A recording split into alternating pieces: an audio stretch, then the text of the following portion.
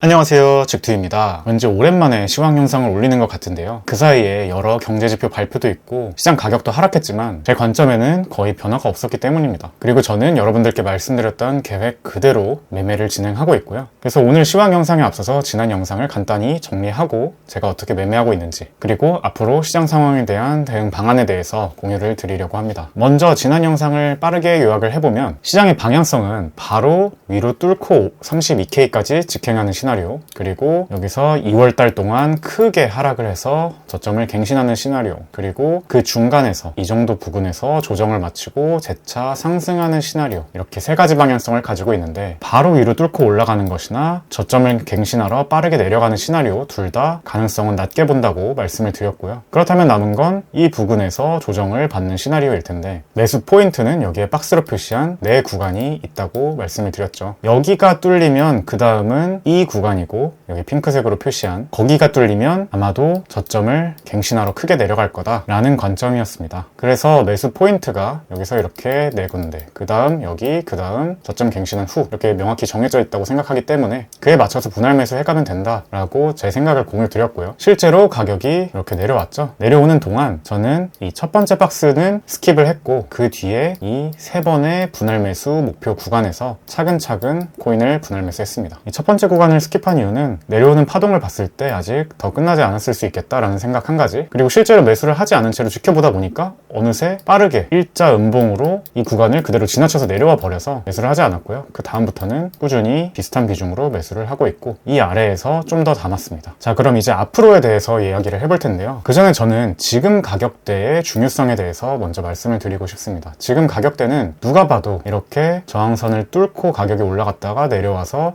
리테스트를 받고 다시 올라갈 수 있는 중요한 지지 구간이고요. 또 이렇게 상승하는 평행 채널을 두 개 그어봐도 이 평행 채널의 하단이기 때문에 제가 개인적으로 굉장히 좋아하는 매수 포인트입니다. 그리고 이 전체 상승분의 절반 되돌림, 0.5 되돌림 구간이기도 하고요. 그래서 충분히 반등이 나와줄 수 있는 포인트이기 때문에 여기는 차트를 보는 사람이라면 매수를 안 하는 게 정말 이상한 구간이라고 생각합니다. 여기서도 매수를 안 한다면 과연 어디서 매수를 할지 궁금해지는 구간이고요. 그래서 여기서 풀로 매수를 하지 않더라도 조금이라도 분할 매수조차 하지 않는다? 과연 그 사람이 더 내려오면 살 수 있을까? 라는 생각이 듭니다. 제가 드리는 말씀은 절대로 여기가 저점일 것이다 라고 예측하는 게 아니고요. 여러 시나리오를 세워봤을 때 여기는 실제로 가격이 여기까지 온다면 매수로 대응을 해볼 만한 손익비가 좋은 구간이기 때문에 반등의 확률이 100%가 아니더라도 베팅을 해봐야 되는 자리라고 생각한다는 점입니다. 뚫릴 수도 있는데 못 먹어도 고 해봐야 되는 지점이라는 이야기입니다. 마치 우리가 포커를 칠 때 굉장히 좋은 패가 나오면 상대방이 이것보다 더 좋은 패를 가지고 있을 수도 당연히 있지만 그럼에도 확률이 높기 때문에 이건 지게 되더라도 배팅을 해야 되는 순간이 있죠. 또는 야구 경기를 할 때 주자가 도루에 실패를 하더라도 도루를 시도해봐야 하는 순간이 있을 겁니다. 예를 들면 주자가 1루로 출루를 했는데 굉장히 발이 빠른 주자고 마침 상대 투수는 상황적으로나 능력적으로 견제를 잘 못하는 투수라든지 또는 상대 포수가 현재 도루를 저지하는 공을 던질 만한 능력이 부족한 포수라든지 하는 여러 상황들이 겹칠 때 당연히 도루를 100% 성공할 수 있는 건 아니지만 그럼에도 시도를 하는 게 합리적으로 맞은 순간들이 있는 것처럼요. 그래서 저는 그 순간이 지금이라고 생각을 하고요. 반대로 그만큼 이 자리는 반등이 나올 확률이 높은 자리이기 때문에 뚫렸을 때는 어중간하게 뚫리는 게 아니라 크게 뚫릴 수 있습니다. 제가 다음 지지 구간이 여기라고 말씀을 드렸죠. 여기까지 충분히 내려올 수 있고요. 여기까지 내려왔으면 이 뚫었던 저항선 안으로 다시 들어온 거기 때문에 살짝 찍고 바로 다시 저항선 위로 올라와서 버티지 않는 이상 잘못하면 크게 빠질 수 있는 자리입니다. 그럼에도 저는 여기서는 상승에 베팅을 해봐야 된다고 생각하기 때문에 분할 매수를 진행을 한 것이고요. 지금 제가 코인 시드로 생각해 놓은 시드의 거의 대부분을 매수에 사용했습니다. 다만 현재 상황을 조금 더 확대를 해보자면 이렇게 4시간 봉이나 또는 1시간 봉으로 아직 상승 다이버전스가 뜨지 않았습니다. 이 가격은 저점을 갱신하는데 RSI는 저점이 올라오는 이런 모습이 하락의 힘이 약해진다는 신호고 굉장히 중요하게 작용을 하는데요. 저도 그 부분을 굉장히 중요하게 생각하기 때문에 제 생각에는 저는 짧게는 충분히 지금 형성한 저점도 살짝 이렇게 갱신하면서 상승 다이버전스를 만들어줄 수 있다고 생각은 합니다. 다만 크게 보면 제 생각에는 분할 매수할 구간이라고 생각했기 때문에 매수한 것이고, 그래서 오늘 이 저점에서 매수한 물량 일부는 단기 반등 때 살짝 매도를 해서 다시 현금을 어느 정도 확보한 다음에 재차 저점을 살짝 갱신할 때마다 다시 사면서 평단도 낮추고 리스크도 관리하는 식으로 단기 전략을 가져갈 수도 있다고 생각은 하고 있습니다. 그건 시장을 봐가면서 대응할 생각이고요. 자, 다시 조금 중기적인 관점으로 돌아와 보자면 어제 오늘 고용 관련된, 실업 관련된 지표들이 나왔는데요. 실업률이 지난번보다 올라갔죠.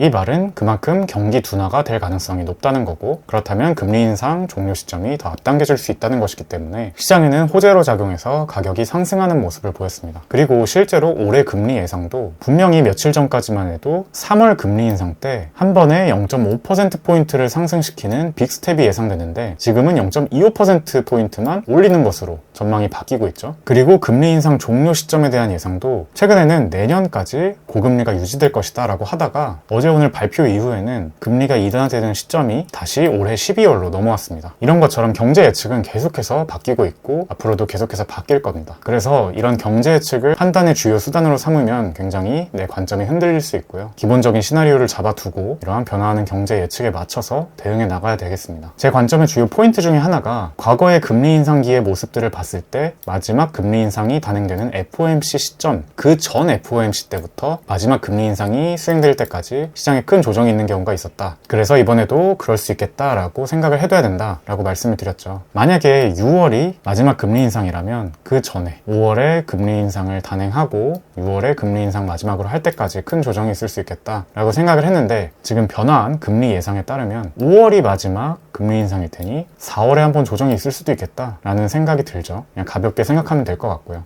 그래서 앞으로는 만약에 여기가 정말로 반등 포인트가 되고 저점이 형성된다면 이렇게 좀 바닥을 다지다가 그래서 이 하락 파동이 끝난 것을 어느 정도 보여주고 쭉 상승하는 모습이 있을 수도 있지만 내려간다면 이게 하나의 하락 파동, 하락의 조정 파동, 그리고 한 번 더 하락해서 4월에 이런 식으로 제가 아까 말씀드렸던 다음 매수 포인트까지도 지지부진하게 끌 수도 있겠구나 정도 생각을 해두고 가면 될 것 같고요. 그 말은 이 사이에서는 매수하는 것이 아니라 다시 한번 강조를 드리면 예측과 대응의 차이점인데 여기까지 내려올 거라고 예측하는 게 아니고요. 시장을 지켜보고 계속해서 가진 물량을 홀딩하다가 여기까지 내려오면 그런 일이 실제로 발생하면 매수로 대응한다라는 게 전략입니다. 그래서 저도 분할 매수를 했으니 계속해서 홀딩을 하면서 올라가면 이익을 보면 되고 지지부진하다가 다시 내려와서 이 가격대까지 오면 추가 매수를 하겠다라는 거고, 만약에 4월에 정말 하락이 크게 온다면 이런 시나리오, 제가 여기 다음은 저점 갱신일 것 같다고 말씀을 드렸죠. 그래서 이것까지 염두를 해두고 여기 왔을 때 한번 사고 그 다음에는 계속해서 지켜보다가